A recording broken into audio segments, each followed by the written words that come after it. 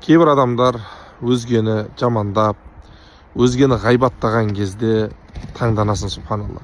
Алдында лыпылдап, алдында бір кереметтей болып жүреді де, артына шыққаннан кейін ол жайлы қандай жаман әңгімелерді, ғайбат әңгімелерді айтып жатады.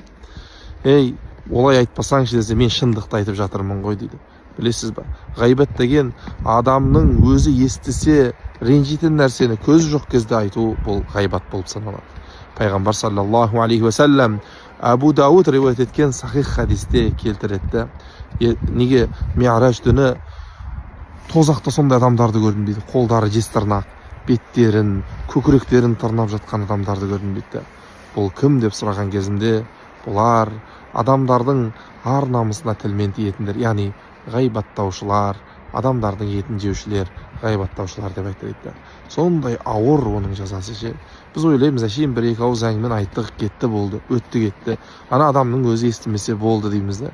Естіп не қылып қалса, ойбай, мынау интригант екен деп оларды жала жауып не қылып шығамыз, ренжіп шығамыз да.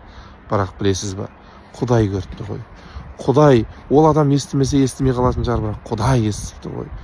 Неге ойланбаймыз? Аллахым